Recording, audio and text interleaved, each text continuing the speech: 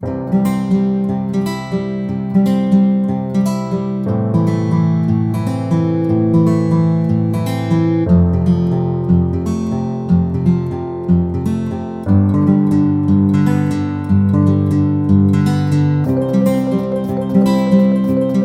Friends, welcome back to my channel that's Backbenchers Academy. I hope you all are fine.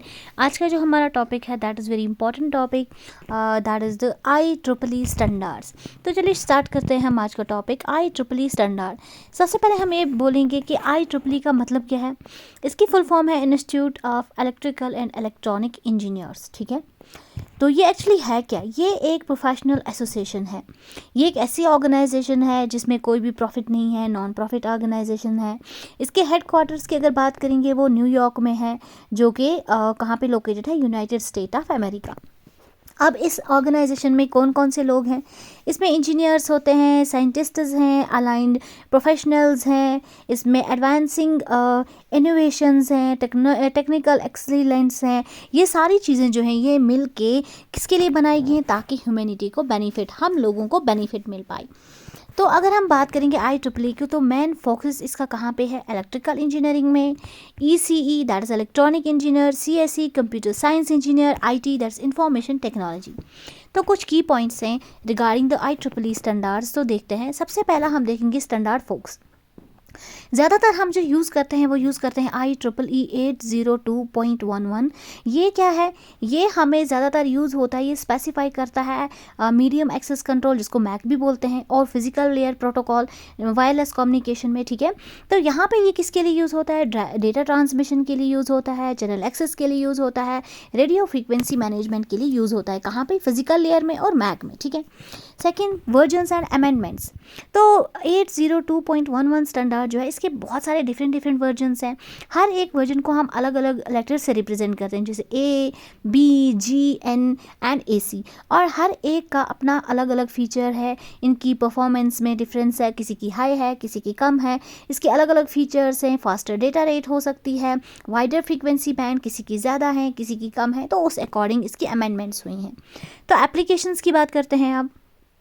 IEEE 802.11 जो है, ज़्यादातर ये use कहाँ पे होता है, घरों में यूज़ होता है, ऑफिस नेटवर्क्स में यूज़ होता है, और इसकी वजह से हम डिवाइसेस को कनेक्ट कर सकते हैं इंटरनेट के साथ वायरलेसली। ठीक है, इजीली। अब हम देखेंगे IEEE स्टैंडर्ड्स की कुछ कैरेक्टरिस्टिक्स। तो सबसे पहला वाला हमारा कैरेक्टरिस्टिक्स जो है that is the compatibility. Compatibility की बात करेंगे तो ये काफ़ी कंपैटिबल है, जो हमारा करंटली फीचर्स हमारा इथरनेट प्रोवाइड करता है। तो हमारा IEEE स्टैंडर्ड्स भी जो है वो भी हमें यही सब प्रोवाइड करता है, इसके साथ काफ़ी कंपैटिबल है। तो आजकल जो करंट ट्रैफिक डिमांड्स है उसको आराम से फुलफ़िल कर सकता है मीडिया। तो हर एक IEEE स्टैंडर्ड जो है वो हमें ये बताता है कि किस मीडियम, हमें जो सिग्नल्स हम ट्रांसफ़र कर रहे हैं नेटवर्क में, तो उसका मीडियम क्या है। जैसे twisted pair cables, coaxial cables, ये चीज़ें हम यूज़ करते हैं ना as a medium for the transmission. तो IEEE स्टैंडर्ड्स हमें बताता है कि कौन सा मीडियम यूज़ हुआ है। स्पीड, IEEE स्टैंडर्ड्स अब हमें क्या बताता है, ये हमें मैक्सिमम स्पीड बताता है, किस स्पीड से आपका डेटा जो है वो ट्रांसफ़र हो रहा है। तो IEEE स्टैंडर्ड से हम इजीली वो बता सकते हैं। Then there is the access method.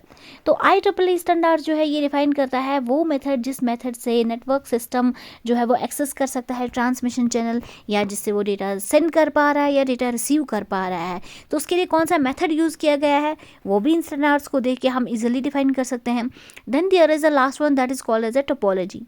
तो टोपोलॉजी क्या है, अब कौन सी टिपोलॉजी यूज़ की गई है वो भी हमें ये बताता है। जैसे for example IEEE LAN standards जो हैं वो हमें बताते हैं कौन सी टिपोलॉजी यूज़ की है।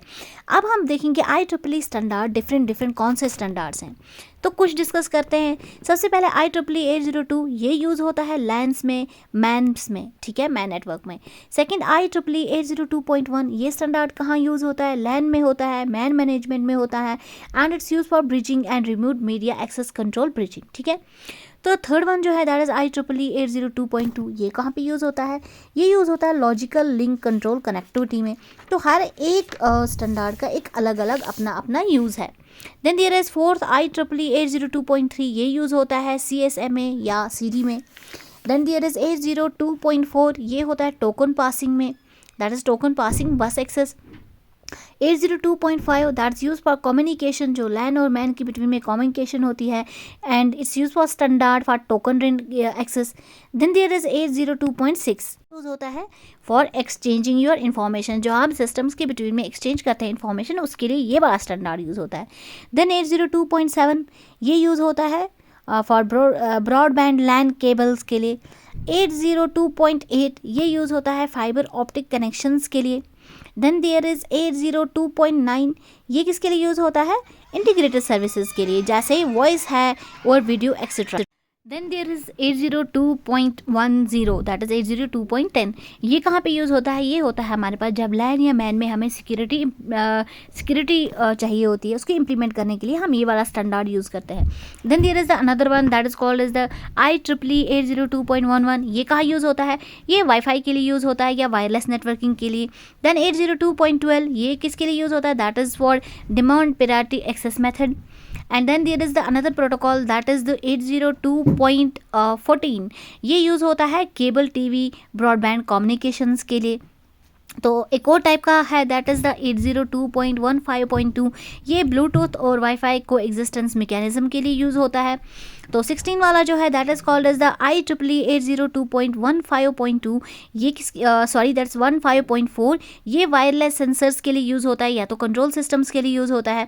देन देयर इज़ 802.15.6 ये होता है वायरलेस बॉडी एरिया नेटवर्क के लिए, जैसे ब्लूटूथ की अगर हम बात करेंगे तो वहाँ पे ये वाला प्रोटोकॉल हम यूज़ करते हैं। देन देयर इज़ 802.16 ये होता है वायरलेस नेटवर्क कनेक्टिविटी के लिए, जैसे WiMAX की हम बात करेंगे। अनदर इज़ द 802.24 ये किसके लिए होता है? दैट्स कोलैबोरेशंस के लिए या coordination among the IEEE 802 standard. ये देखिए हमारे अलग अलग स्टैंडर्ड हैं और इनका अलग अलग काम है और अलग अलग इनकी यूजेस हैं। अब हम कुछ एडवांटेज देखते हैं। सबसे पहला एडवांटेज जो है that is the data communication system जो है वो काफ़ी फास्टर है, दैट मीन्स ट्रांसपोर्टेशन स्पीड जो है वो काफ़ी ज़्यादा है। सेकंड, मल्टी पाथ प्रोपागेशन जो है वो काफ़ी इंक्रीज़ है इस सिस्टम में, क्योंकि यहाँ पे जो ट्रांसमिशन रेट है वो काफ़ी ज़्यादा होती है और जिसकी वजह से जो एरर मैकेनिज्म है वो काफ़ी कम हो जाता है। तो developing standards for computer and electronic industry काफ़ी अच्छा स्टैंडर्ड है ये। तो ये एक ऐसी नॉन प्रॉफिट ऑर्गेनाइजेशन है जो काम करती है for the benefit of the humanity. इस ऑर्गेनाइजेशन को कोई भी अपना बेनिफिट नहीं होता, या अपनी बेनिफिट के लिए काम नहीं करती। अब जहाँ पे एडवांटेज है वहाँ पे कुछ डिसएडवांटेज भी होंगी। तो इसकी डिसएडवांटेज क्या है? सबसे पहला, इसमें पीरियोडिक मेंटेनेंस चाहिए होगी।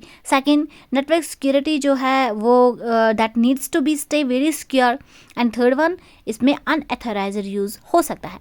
तो ये था हमारा आज का वीडियो। आई होप आपको समझ आया होगा। If you are new on my channel, kindly like share subscribe and press